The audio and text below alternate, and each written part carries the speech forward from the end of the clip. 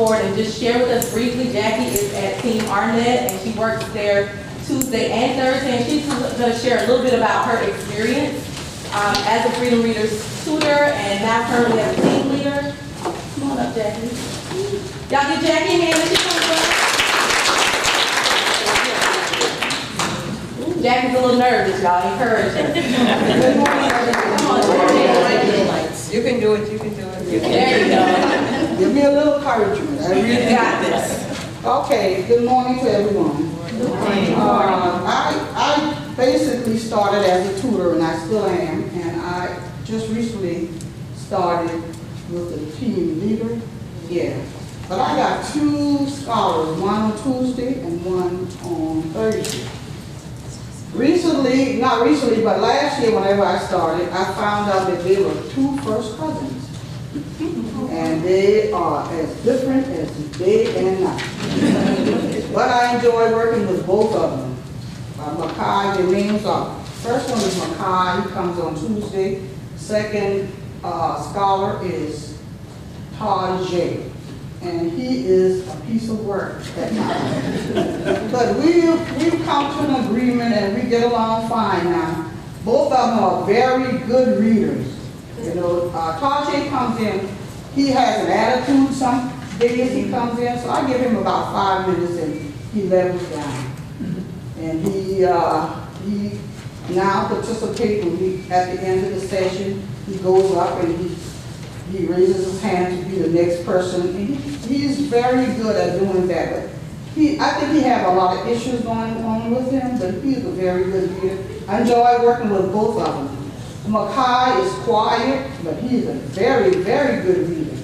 And I enjoy working with both. Like I said, they're cousins, and they're as different as day and night. And I enjoy being a tutor to both of them. And we get along fine. Thank you. Thank you. Thank you so much, Jackie. And the reason we have these in my experience spotlights are so that you all can understand, like, wherever you are, whatever type of scholar you're working with, you're not the only one. Like, you may have a scholar like Makai or any of those. And so some of the things that are shared from our tutors and team leaders are just meant to encourage you. Like, this process that you're doing with these scholars is hard work, but it is also beneficial because you see good reading skills being developed in all of those scholars and good relationships being formed as well. All right, we're going to move on, and we have a guest speaker who's going to talk to us today about emergent literacy. She's a colleague of mine from Coastal Carolina. So please put your hands together and welcome Dr. Adrienne Sheffield.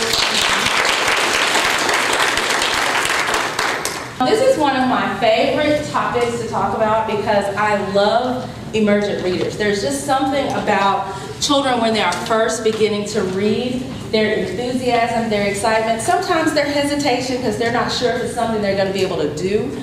But I want to share with you today kind of what emergent reading is, what emergent literacy looks like, who those children are, and some strategies and techniques that tend to be effective for them. Okay? So we're going to look at several things. First, we're going to talk about emergent literacy, who those readers are, the types of things that they need, particularly when you're working with them. I'll give you some strategies that we're going to practice together, and then I'm going to share with you some free resources that are available. Notice I said free. I also love free stuff. I was a kindergarten teacher, so it was all about what I could find for free. Okay, so for emergent literacy, we're talking about readers who are on their way to fluent literacy, but they're still developing those early skills that will help them to be successful as readers. Sometimes these children are still working on letter names and letter sounds, okay? So putting those things together and showing them words on a page can be overwhelming at times. So we have to do it in a way that's gradual, that's engaging, and that they feel supported. So the images here, you'll notice she's in a very comfy spot with her emergent reader. And then we've got a pocket chart here where you see, what do you notice about that pocket chart? Yes, it's the same word. So there's a pattern that this child can use to help them in understanding what they're reading. That is a strategy that you will use with emergent readers. You're going to want to use text that involve lots of patterns with simple words. Now this is a sight word pattern, so they're working on the sight words look and the sight word A. And the last word, where it changes at the end, there's a picture clue to help them understand what that particular word is. So you're going to want to make sure and embed lots of picture clues for those students as well. Things that emergent readers, some of the skills that they possess, they have some alphabet knowledge and letter awareness. Typically the first letters that those kids know are the letters in their name. Okay? So those are the first letters that they learn, and you can use that to your advantages. There are lots of different activities and strategies you can do just using names that they may know. Okay? They're beginning to understand sound-symbol relationships. So understanding that the letter A has the A sound when we're talking about short vowels, and then it also has another sound. I'm going to teach you a little song that I do with my kindergartners for the vowel sounds, because that's what tends to trigger us most, so we're going to do that little song a little bit later. They're beginning to understand basic concepts about print. And by that, they understand that words have a meaning, that they carry meaning, and that they see words everywhere. We see words in the book, we see words when we're driving down the road, and those are things that help us to understand the environment that we're in. They understand that when they're using books, that you hold a book a certain way, okay? That you, for example, they know that you hold a book this way and not this way when you're reading, okay? They know that you read from the front to the back and not the other way around, okay? So that's what we mean by concepts about print. They recognize environmental print. Does anybody know what environmental print is? Signs on the road, things like McDonald's, the golden arches, that's one of the other first things that they know. It's McDonald's, because they recognize the signs, okay? So you can find little printable books that embed environmental print to get them excited, but they like reading those kinds of things, okay? They're beginning to retell events in a story. And by that, being able to talk to you about what happened at the beginning of the story, what happened in the middle, and then how the story ends. They're able to begin sequencing those things. And that really helps them with their comprehension, is talking through those activities and sequencing. They're starting to write words and sentences. Now, their spelling may not be accurate, but that's okay. If they can demonstrate that they're beginning to put together sound symbol combinations that make sense, even if it's not the correct spelling, you want to encourage them to write, okay? And then there are things that you can do to support that writing to show them what the correct spelling is. I used to call it kid writing and teacher writing. So I'd let them do their kid writing, and then I'd go behind them and say, this is really great, I can read your sentence. Now if I were to read this in a book, it would look like this, and then I would write the correct spelling over it, but it did not make them feel bad that their spelling wasn't correct, okay? I also want you to know that these students begin to enjoy stories that have lots of visual clues. So stories that embed pictures, symbols in the sentences, and also teaching them how to use the pictures on the page to help them read the words. One thing that's really good to do with the emergent readers that particularly helps with comprehension and getting them to sequence is to use wordless picture books. So there's no actual text, but the illustrations in the book are vivid enough that they can tell a story, and you can, for those kids that really aren't reading yet, use those wordless picture books to kind of get them into the flow of what a story does, and then you can start adding words. They're also beginning to learn words by sight. Now typically in schools there's two different sets of sight word systems that we use. There's either the Dolch word list or the Fry word list. Either set of sight words, those are those words that commonly appear in text, and you cannot necessarily decode those words or sound them out. So these are words they have to know by sight. All right. So what kinds of things do they need from you as the tutors that are supporting them in this context as they're beginning to learn how to read? They need lots of modeling. So they need to hear you read, okay, in supporting them. They need lots of repetition. So just like that pocket chart where it was the same pattern over and over again, you want them to have pattern text when they're reading. You also want them to engage in repeated readings. So reading the same stories over and over again. Now how do you keep a child motivated to read the same story over and over again? Okay? How many of you like rereading the same books over and over and over and over? I might be one of the few people in the room who likes to read books over and over again. But for a lot of times with kids, they're like, why are we reading? I don't want to keep reading the same book. So you have to find creative ways to get them engaged in reading the book multiple ways. So one of the ways that I do this, and I have a couple of handouts up here that I'll pass around that show you this. You read in different voices, okay? So this is just a few ideas for some of the voices, but you can have them first read the story together. Now let's reread the story and use our whisper voice. So I'm going to find, I think I have a simple book up here, and I'm just going to read a page of the book. On the ground and in the air, robots, robots everywhere. You have them read it, so you can read it first, have them read it back to you, and then say, now let's read it in our whisper voice. On the ground and in the air, robots, robots everywhere. Now let's read it in our baby voice. On the ground and in the air, robots, robots everywhere. And then they can read it in their robot voice. On the ground and in the air, robots, robots everywhere. So you let them try out these different voices, and so it's like a game, but they don't mind reading the same book over and over again because it sounds different every time they read it. Okay? Any questions so far? All right. They also need visual cues and kinesthetic cues. So with the visual cues, you're going to want to, again, use the pictures in the text. Okay? Sometimes you may need to bring in additional pictures to help them understand vocabulary. But when we talk about kinesthetic cues, one of the things that I do, this is where we're going to stop and do the song. For vowel sounds, I use a little song. There's a program called Tucker's Signing Strategies for Reading. And this particular individual was a speech-language pathologist, and she was working with students who were struggling with reading.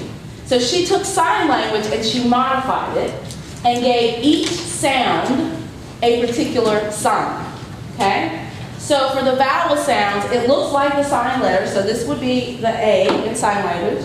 And for the short vowel sound, I'm going to put it up close to my face, like near my ear, and make the A sound. Well, when I want them to recognize that the A sound in the word is long, I'm going to extend it out away from my body to represent long sound. And now I know that the A sound says A, A. Now this can be both a kinesthetic and a visual cue for students. So if you're reading with them and they stumble over a word, you can show them, oh, no, that's, they can see it and they can hear it. You stretch it out, they can see long, they can hear it. So there's a sign for each vowel sound. So we've got A, go ahead and do it with me. A. E, and this is just the names of those letters, okay? It kind of looks like an E. I, just your pinky finger. O, make an O with your hand. O. Okay, and then U looks like this. It's just two fingers straight, okay? So this is how the song goes now, as you know this, okay? And you'll get a chance to practice. Here we go. A has two sounds. A has two sounds. A and A. A and A. E has two sounds. E has two sounds. E and E. E and E. I has two sounds. I has two sounds. It and I. It and I. O has two sounds. O has two sounds. And O. And O. Very good. U has two sounds. U has two sounds. And U. And U. U has two sounds. U has two sounds. And U. And U. Very good. Now you can see how kids would get into that. Literally, I would be walking down the hall and children would run up to me, because they remembered it and it was helping them in their classrooms to understand those sounds. So giving them those visual cues can help them when they're trying to sound out words, okay? And also kinesthetic, because they're getting to move. They also need lots of practice with sounds themselves. And when we talk about the practice with sounds, there's several ways you do that. We are doing letter sounds, just the sounds that the letters make. We are doing rhyming sounds. We're also doing sound blending, where you're putting several sounds together to build a word, and sound segmenting, where you're taking the sounds apart in a word. Now, why would they need to segment sounds? Anybody have any idea why segmenting sounds is important? Spelling? Spelling would be part of it. That's part of it. But also, somebody else say something? Sounding out words. So when you're sounding out words, they're actually breaking the sounds in the word down, okay, and then putting them back together. It's like a puzzle. I got this, I need to break it apart and then put it back together. That's what they're doing with the blending and the segmenting, okay? And so there are things that you can do to help them with that. You also want to give them practice with print. Children do not spend enough time writing. And so wherever you can embed opportunities for them to practice writing and using print, that's important to do because reading and writing go together. You want students to be better readers. They also need to be better writers. You got to do both, okay? And sequencing, giving them practice with sequencing really does help them with those early comprehension skills. And so if you can do that on the very beginning of their reading, they understand that it's not just about reading the words on the page or calling the words on the page, but also attaching the meaning to the words. That's where that sequencing comes in, okay? So, what are some things that work? Now, we've done a couple, but I want to show you some other things. So when it comes to letter fluency, again, start with their names, particularly for kids that you know have not mastered all the letter sounds. Start with their names first and do various activities with their names. So index cards are your friends, people. Index cards are your friends. You can do tons of it. Get a stack of index cards. You can do all kinds of things. Make your own alphabet flashcards. Put their names on, the individual letters of their names on flashcards. Scramble them up. Have them identify those letters and then practice spelling their name the proper way. Okay? Just with some index cards. Beginning and ending. So what does my name begin with? What sound does my name begin with? What letter does my name begin with? What letter does my name end with? What sound does my name end with? Okay? Syllable class. So my first name is Adrian. So I'm going to clap out the syllables in my name. Adrian. How many syllables in my name? 3. Doing that with, if they know the names of other kids or have them name the members of their family, let's do a syllable clap for the members of your family and see how many syllables are in their name. So you can, those are different things that you can do that don't necessarily involve reading the words on a page, but it gives them the oral language and phonological awareness skills that will support their reading later on. Okay? With letter sounds, there are all kinds of activities that you can do. There are alphabet readers, and I brought one. As you can tell, I'm a musical person. I like to do songs. So this is a book called Letter Tales. And it goes through every letter of the alphabet. Because one of the things that you will learn about emergent readers is when they learn the ABC song, they recognize LMNOP as one letter. They think it's one letter. So we have to find a way to break that sequence of letters down for them so they can practice the individual sounds that those letters make. So this particular book is a song that was done by someone named Dr. Jean Feldman. She's one of the gurus in pre-K and kindergarten land. And she has all these CDs with songs that she has created. And there are books to go along with a lot of those songs. So this song, Letter Tales, is to the tune of Gilligan's, the theme song for Gilligan's Island. Anybody remember Gilligan's Island? Okay. And now the kids aren't going to know Gilligan's Island, trust me, but it doesn't matter. And the other thing you will learn, Dr. Jean can't sing. She will tell them, I really can't. She hates her voice. She's like, I have a horrible voice. But the kids don't care. They just like the fact that I'm using music to help them understand.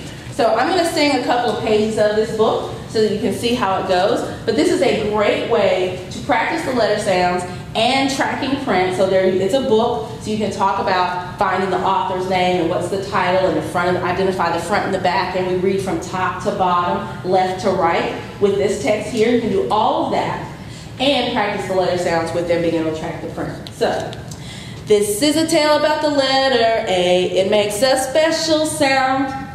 Ah, ah, ah, ah, ah. Let's learn another sound. Every page is the same way. So once you have the tune, you just go through every letter. Now, you can put this book in a binder with sheet protectors, and then, not like I bound it, I wish I had done it a different way. So you do it originally, the first time you do it with the letters in order, but then mix them up. Change the order of the letters, because we want them to understand that the letters you're not going to always see the letter sounds in the same order. So you can change up the order when you practice it and let them do the letter sounds in random orders. Okay? But this is a great way to practice letter sounds and still engage them in the reading process. All right. Other things that you can do, there's an activity called a game called Roll, Say, Keep. Very simple. This is a free template you can find online. I'm actually going to email it to Jamie so that she can send it out to you and you'll have it. The directions are on one side, and then on the other side there's a game board. The only other thing that you really need for this is dice and little word cards, or these are phrase cards to put in the boxes. So they roll a die, whatever number they get, they're going to read whatever's in that box. And if they read it correctly, they get to keep the card. So this is a game that they're playing with you, and then whoever has the most cards at the end wins. Now, of course, you're going to trip up on some of your cards periodically. And they're like, they can tell you, that's not right. I can read that one. And then you let them have the card, because the goal is to let them be the winners at the end. But it's a fun game. They'll play it over and over again. They don't mind. And you can change up the level of the cards based on what they're working on. So if they're just working on letter sounds, then you would use letter sounds. If they're working on individual words or CVC words, you put CVC word cards. These are sight word phrases that they're putting on here. So it's easy and it's very versatile. Okay, so there's roll, say, keep, and then there's roll, read, keep, where you may have a sheet that looks like, let me find it. I have so many pieces. Okay, like this. So this has phrases, and again, depending on what they roll, they're going to read all the phrases in that row. Okay, so you're working not only on their reading skills, but also on their fluency skills, and you're letting them practice the things that they need to practice in a game way so that it's fun. All right. Sound blending. This is where we get into them being able to decode words, particularly CVC words. So if you think about sound blending, there's a couple of ways to do that. And one of my favorite ways is bubblegum words. Yes? What's CVC words? I'm sorry. CVC words are consonant, vowel, consonant combinations. Okay? Sorry about that. So with a bubblegum word, let's say I'm trying to help a child decode the word pop, P-O-P, okay? They're very emergent readers, so even for them, that's not a simple thing to do. I want them to be able to blend those sounds together. So I'm going to tell them, let's pretend we're chewing a piece of bubblegum. Put a piece of bubblegum in your mouth. Chew, chew, chew. And now we're going to stretch out the sounds on that piece of bubblegum. Now put it back in your mouth. And what's the word? Pop. Okay? So with bubblegum words, you're taking the bubblegum and you're stretching it out, stretching those sounds out, and then putting them back together. Okay? That's one way to describe it. Sound stretching is the exact same thing. You're just stretching the sounds out in the word and putting them back together so that they can hear the separate sounds, but then also put them together. One of the things that you have to be careful about with segmenting is you don't want them to add additional sounds. A lot of times what happens with particularly the P sound is they'll say puh when they're sounding out. So when they're stretching out pop, it might be puh, ah, puh. That's not the actual sound. Puh is silent. It should just be puh. All you should hear is air. So you want to make sure that when they're stretching the sounds out, they're not adding those extra guttural kinds of sounds to those consonants, because that can hinder them when they're trying to put the words back together, because they'll have extra sounds in there. Okay? Just a little tip. So some consonants should not have a sound to them. So things like F, S, S, P, H is not H, it's H. Okay? So things like that. Make it the ones that are just air, make sure they only use the air, not add that extra sound in there. Okay? Blending booklets are things that you can make. I think later on we'll have a chance to make some of these. So this is literally just paper that I folded in what's called a hot dog fold, which is the long fold. You fold it this way. So you bring up one full sheet that's not folded.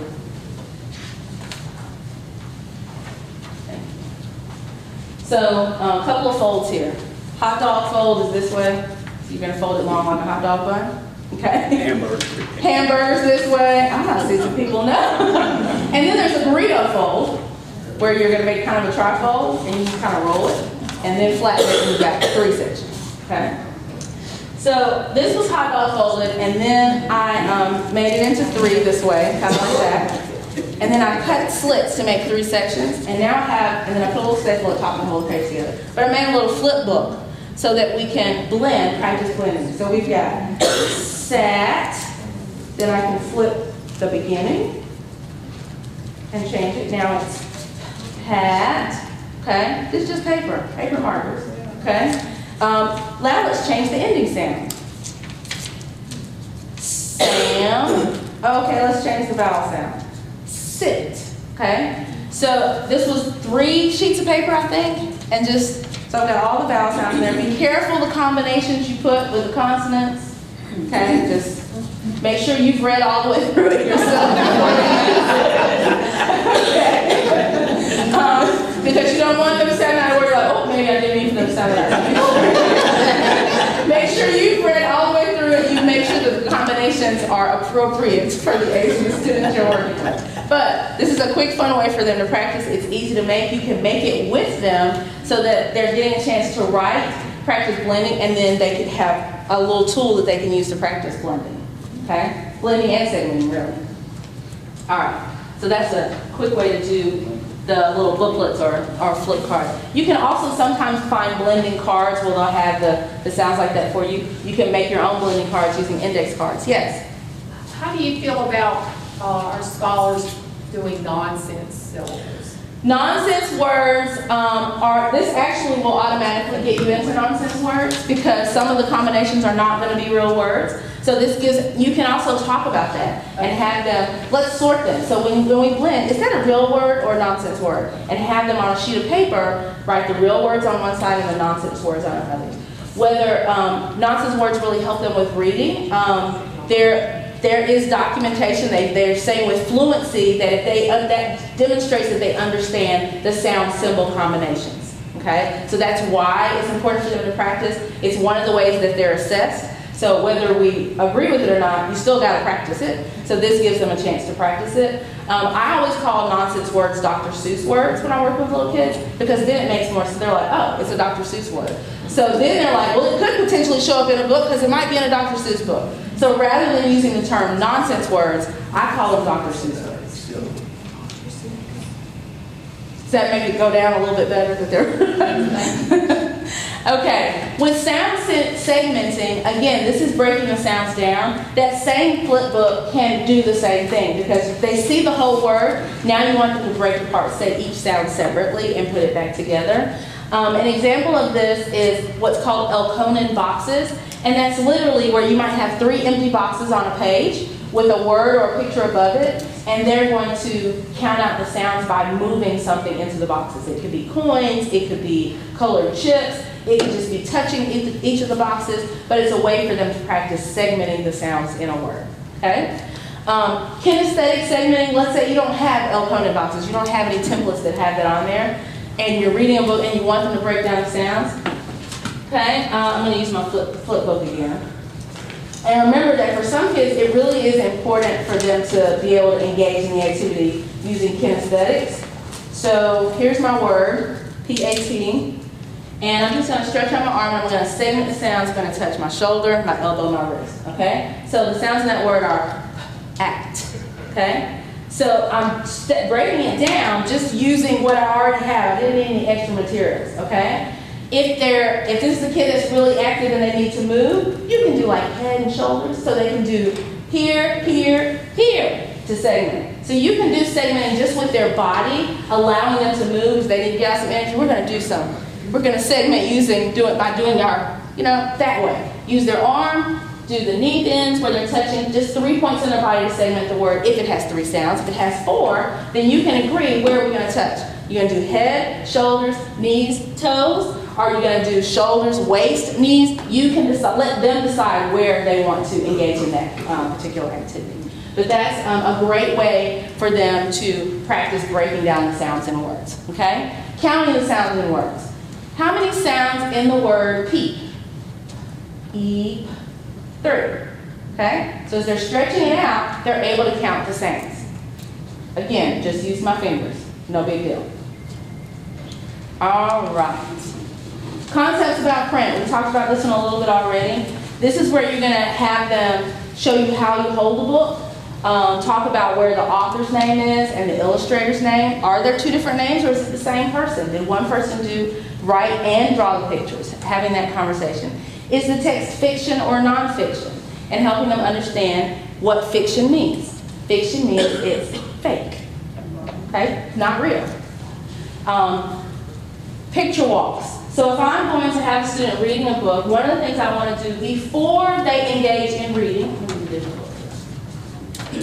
particularly if it's a book that's nonfiction, I think this is helpful, but with all books, you're going to want them to take a picture walk at the beginning. So first you talk about, let's see, let's find the title. This book's called Safari, and the author's name is Gail Tuchman. I don't see another name, so that somebody else did the pictures, but we know that is this fiction or nonfiction? How do you know this is nonfiction? Because it's using real photographs, okay? Real photographs means that it's about real things, okay? Then I'm going to take a picture walk. So we're just going to kind of preview the book. It's a way to preview before you read and look at what we see. Ooh, that's a hippopotamus. And talking about the pictures in the book, okay? And where they are. Kind of going through, oh, there's an elephant. What's that elephant doing? So before they even engage in reading, talking through what the pictures show, then when they go back to read, they will find that that picture helps them to understand what is happening, what the words are saying on the page. So here, I already identified that this elephant is spraying water. Well, the first thing it says is, I see elephants spray. Okay? They may not have known the word spray, but they can use that picture of the elephant spraying to help them figure out that that word is spray. Okay? All right, so that's a picture walk. Tracking print, you're going to want them to make sure that they keep their eyes on the words. There's several ways to do that, and I have a little activity I think when you get to your hands-on stuff later that we'll do. I took the big wide popsicle sticks and we put giant Google eyes on them. And that was their reading sticks. And so whenever they were reading, it's like, okay, let's get out your reading wands, keep your eye on the word. And that big googly eye was the eye, they were keeping that eye on the word, and they're using that as they're tracking the print. It could be a bookmark, but it was a quick, easy way to remind them that I have to be looking at the words when I'm reading. I don't know about you, but I had kids that sometimes when I'm reading with them, and the bird was doing, whoa, how do you know what the bird's doing? You're looking over here, the words are on the page. So you got to keep their eyes on the page, and this is a quick visual cue to help them do that. I think I saw some people nodding about the kids looking over here while they're trying to read. So this is a quick, easy way that reminds them, and all you got to say, the eye is right here. Keep your eyes on the words, okay? So it's a quick, funny way to do it. That's especially effective with the younger kids. As they get older, you're going to want them to just use their fingers to track. And again, it's not each individual word, it's a smooth sweep under the words. Okay? Rhyming. Reading nursery rhymes for emergent readers is golden because you've got repetition, you've got familiarity, you've got rhyme. So anytime you can engage them in reading nursery rhymes, rereading nursery rhymes, and rhyming stories like Dr. Seuss, that's prime material for getting them engaged in the reading process.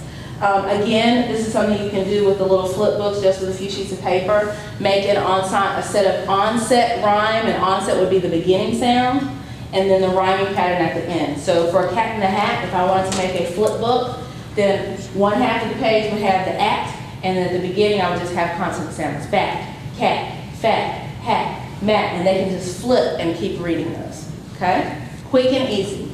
Finding rhyming picture cards. Sometimes you can find those things in Dollar Tree. You can make your own set of rhyming picture cards, magazines, old magazines, old books that are falling apart, finding pictures that rhyme. Looking online, you can find all kinds of sets of things that are already rhyming pictures. You just print them off, cut them up, and have them kind of make a memory game out of them where they're having to find those matching rhymes. With sequencing, again, after they've read a story, you want them to be able to tell you what happened at the beginning, in the middle, and the end. So here, same thing, that one sheet of paper, 3 sections. The beginning, they can write or draw what happened at the beginning of the story, write or draw what happened in the middle, write or draw what happened in the end. Okay? If you want them to just talk through what happened rather than doing that, then you're going to use this pattern. First, then, next, and finally, to kind of talk through what happened in the story. Again, model this for them first, then give them opportunities to do it. You gotta model with all of this. Sight word fluency, again, some of the very same strategies we've talked about already, the roll, say, read, the fry list and the dolch list. Sight word stories, so these are stories that primarily use just the sight words, like the pocket chart, look, I found. That would be an example of a sight word story. Yes? I don't know what fry and dolch is. So Fry is someone who developed a list of common words that appear in text, and it's just called the Fry list. So if you were to Google Fry sight word list, it'll bring up these lists of words by the hundred. So there's the first list of the first 100 words, and the second 100 words, and the third, and that's the order that they learn those words in schools. Dolch was the original list. Dolch is a list of 220 words that's broken down by like pre-primer readers, which would be emergent, primer readers, kind of kindergarten first, then there's a first grade list and a second grade list. So literally those two things, and I think I may have a master list that I can send you for those. You can just print those off. You can put those sets of words in phrases. There's a site that has what's called itty bitty sight word books, and so it has those words from those lists embedded with pictures, and they literally read the sight word and the picture to make sentences. So there's all kinds of free stuff online for the Fry list and the Dolch list. And can I just interject? Yeah. I have links to both of those. Great. The one that you said they're on your handout. Yeah, so then you're going to have those links already. Awesome. Sight word triangles, again, they use the sight words, and it literally looks like a triangle. So there's one word, then the next row has two words, the next row has three words, and it's building on those sight words and giving them practice with fluency. Okay? Because again, sight words are those words that they have to know by sight. If you can quickly, this is the last, click on these links as I talk about them. So these are some of the links that can help you to find some of those free things. Hubbard's Cupboard, the first one. She has lots of free printable readers by alphabet activities, by sight words, by theme. That you can, okay, great, print off. So if you click on sight word booklets, you see that down there? Okay, and then scroll down a little bit so you can see them.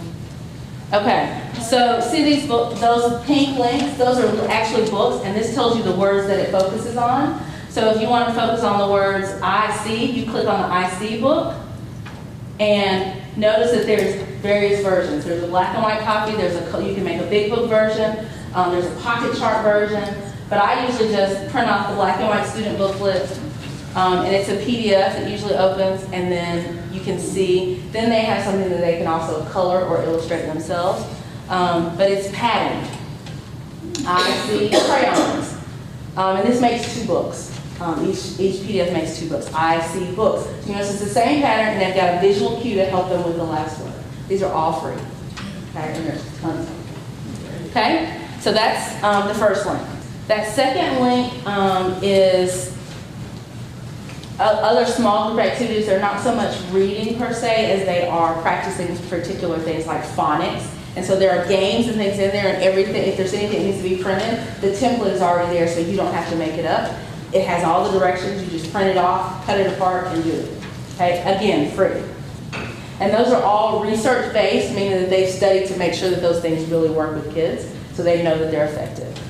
Miss Perkins' Dolch words, so this is the example of the Dolch words. So she has it broken down, silly sentences, so putting those combinations of things together in a silly sentence. There's things for them to write. There's number booklets. If it is a child that is a transitioning or fluent reader, remember that I said the Dolch list has 220 words total on that goes up through third grade. On this page, there is a story that includes all 220 words in one story. So it's a great way for them to be sure they know all those words by reading them in context. Kids might know those words in isolation because a lot of times they're on a word wall, so they know the word the when they see it or there when they see it, but then when you put it in a sentence, they can't remember what the word is. So it's important for them to practice it in phrases and stories and in that Dolch story in particular. But all of these things are on here to help you practice the Dolch words with them. Notice there's Dolch bingo, there's Dolch reading books, they can create their own story. All of this, again, is free. Everything on these links that I posted for you is free. Okay? That one that says archive, I think, yeah, that one. So there used to be a page that was developed out in California by a teacher called the School Bell Dolch Kit. The page is gone. So this is the archived version so that you can get to all of it. It's the only way to access this now. So that's why I made sure and put it in there because I was almost panicking when I couldn't find the kit. Every kindergarten teacher I personally knew, we all use this in our classrooms because it was a great way for them to practice. They have phrase books for each Dolch list because I think there's 11 lists.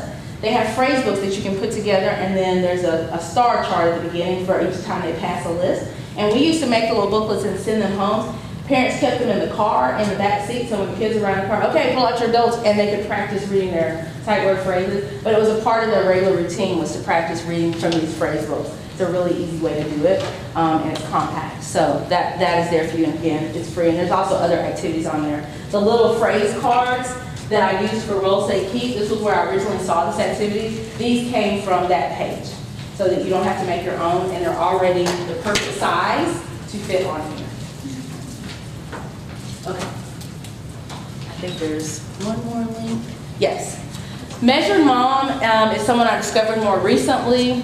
She homeschools, but she has a lot of really great printables for letter sounds, letter naming, for writing, for reading. She has emergent reader fairy tales.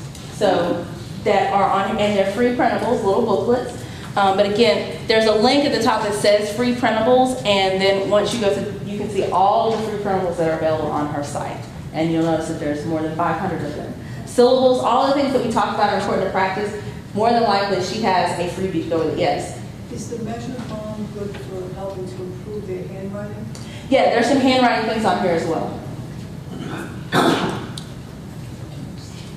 There's an example of El Conan boxes right there. So there's the picture, and they're putting the sounds, moving things into the boxes for the sounds. Okay? So this is another great free resource that has tons and tons and tons of stuff on it. Okay.